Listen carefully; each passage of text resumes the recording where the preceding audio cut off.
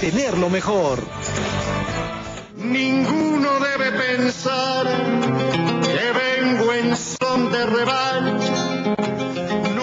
Y tanto nos preocupa la Fuerza Armada, que la entrevista que viene justamente atañe a la Fuerza Armada, porque resulta que la caja de pensiones militar está quebrada, técnicamente quebrada. La pregunta es, ¿cuándo la van a cerrar? ¿La van a cerrar? ¿Se van a atrever a cerrar? No creo, pero en fin, hay quienes temen eso. Entre los que temen eso está Carlos Valencia Guerra, capitán de fragata en retiro y vicepresidente del Frente Nacional de Defensa de los pensionistas, viudas y discapacitados de las Fuerzas Armadas y la Policía Nacional, que además nos va a contar una primicia. Hace poquitos días, el ministro de Economía, que ha entrado con hacha a cortar presupuestos, ha advertido que en el fondo lo que quiere es eliminar la cédula viva que tienen los militares pensionistas y meterlos ya a una especie de privatización de facto de las pensiones, a una AFP militar. Esto es grave porque además es ilegal. Nos lo va a contar don Carlos Valencia Guerra. Buenas noches.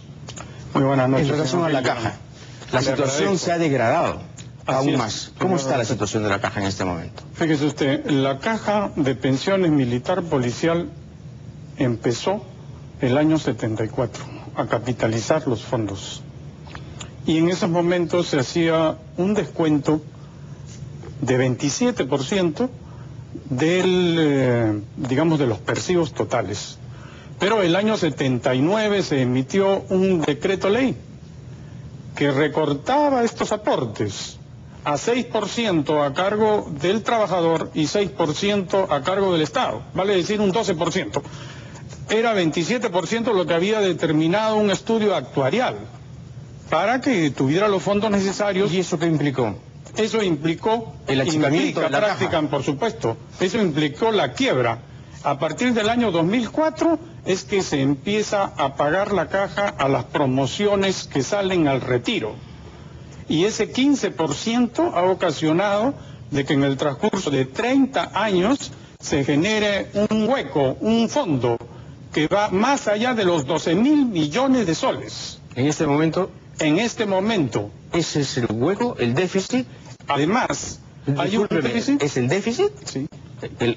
Es el déficit estructural de la caja. 12.000 millones de soles. Así es. Eso es la caja está quebrada. Por supuesto. ¿No me he equivocado? No se ha equivocado para nada. Lo que sí está próximo a colapsar. Y le voy a contar. El Estado tiene una deuda por falta de pago. O sea, su 6% el Estado ni siquiera lo pagaba. Y ahí se generó otro hueco. ¿Desde cuándo? En diferentes años. No tengo en este momento yo... ¿Y cómo hizo para quedarse con eso? O sea, ¿no lo entregó? Sencillamente no pagaba. Solo se descontaba el 6% al trabajador. ¿Y eso es responsabilidad de quién? Del Estado. No digo yo de los gobiernos, sino del Estado. Y el gobierno, a la hora que toma el Estado, el gobierno aprista tiene que, digamos, hacerse cargo de eso. Tiene que ser responsable. ¿Y qué pasa con la cédula viva? La cédula viva es, digamos, la capacidad de que nosotros cuando pasamos al retiro ganamos igual que el de actividad. Y eso no es ninguna golloría, no es ningún privilegio, porque nosotros trabajamos en unas condiciones distintas a las de los empleados civiles. Además que los sueldos en este país, los sueldos militares no son grandiosos, por supuesto, ¿no? Por supuesto. No tienen nada que ver con los sueldos, por ejemplo, que recibe un militar chileno, ¿no? Nada que ver. Nada que ver. No llegan ni al 50% de lo que recibe un militar chileno. Así es, señor. Muy bien, y ahora se pretende eliminar eso. Ahora ha mandado el señor anterior ministro de Economía, el señor Luis Carranza Ugarte, antes de salir, una semana antes de salir del puesto, le envía un oficio, el número 811, famoso 811 al ministro actual de Defensa, Andreu Flores Arauz. ¿Y qué le dice acá? Le dice sencillamente de que se tiene que eliminar la cédula viva, la caja de pensiones militar policial es insalvable, tiene que ser anulada y todo asumirlo el Montepío del Estado. Y que en el futuro... Tradúzcame, ¿qué significa todo esto? Significa sencillamente la caja militar policial va a desaparecer. ¿Y qué la va a reemplazar? No se sabe. Otro sistema distinto, dice él. Sí. Dice él otro sistema distinto, pero que sea de capitalización individual. Vale decir que si un oficial de mar o un técnico se discapacita o fallece a los 4, 5, 6 o 7 años de servicio, la pensión que va a tener es insignificante de nada. Porque ¿qué es lo que ha capitalizado en esos años con los sueldos miserables que existen? Esto es inaplicable para las Fuerzas Armadas. Esto no puede ser. Acá tiene que haber algún error. Este señor ha obrado seguramente de acuerdo a lo que le enseñaron pues sus profesores gringos en Minnesota, donde los sueldos son completamente distintos, es otra realidad socioeconómica. Sí, pues, pero sin embargo, pero Valdivieso es más drástico que él. Así es, aparentemente porque él viene del FMI. Del Fondo Y seguramente Monetario, que cuando salga de acá también va a regresar al FMI. Bueno, ¿y entonces qué nos espera, señor? Porque ya tenemos una huelga desde el 26 de agosto, hay una huelga, ¿no?, de los empleados civiles que trabajan en... Los civiles todavía están peor que los militares. Bueno, están en la miseria. Están en la miseria. Ellos lo que quieren es igualarse a los militares, que ya estamos mal. Y sin embargo quieren igualarse con nosotros. Pero además hay una ley que los ampara y esa ley nunca tuvo reglamento y por eso no se puede aplicar. Es impresionante. Sí. Bueno, entonces, ¿qué nos espera, por favor?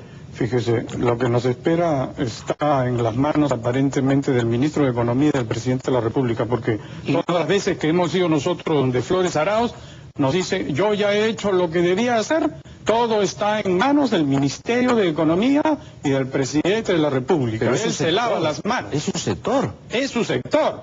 Entonces, señor, si yo soy ministro y yo presento algo que es urgente, porque no es ninguna injusticia, nosotros reclamamos que se cumplan las leyes. O sea, Flores Arauz se lava las manos en esto también. En estos. Señor Silva, nosotros lo que queremos es que se cumplan las leyes. Acá nadie está pidiendo un aumento de sueldo. Queremos que se cumpla el decreto supremo 213/90, que lo promulgó el mismo presidente Alan García Pérez en su primer gobierno, el 19 de julio de 1990, una semana antes de terminar su mandato. Él promulgó el decreto supremo 213/90. Entonces, que lo honre. Él ha dicho repetidas veces que las leyes son el sostén del Estado. Nadie puede vivir aquí en un país civilizado si no se cumplen las leyes. ¿Y por qué no las cumple el Estado? ¿Por qué nosotros nada más tenemos que cumplir las leyes y él no va a cumplirlas? Él tiene que cumplir la ley. Esa es nuestra ley que nos ampara. Y el decreto ley 19846 tiene que continuar, porque ese es el que ampara precisamente toda la vida sacrificada que uno tiene. Nosotros hemos hecho guardias de 24 horas. Yo cuando era alférez y teniente segundo, en una semana tenía 2 días francos, porque en un día estaba de guardia, al otro día tenía que regresar a las 12 de la noche para hacer mi guardia y el otro día recién estaba franco. Ni siquiera es necesario exhibir, digamos, los sacrificios de la carrera. Es un asunto legal. Hay que cumplirse. Así es. Hay que cumplir con la ley. Punto.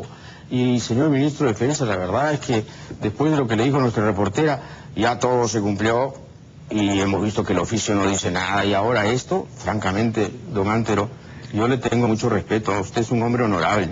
Yo que usted me oiga, yo me largo esta noche, o mañana firmo mi renuncia, pero se está usted quemando como un bonzo, señor. Ya huelo a gato quemado. Mi perro se está excitando. Volvemos. Ninguno de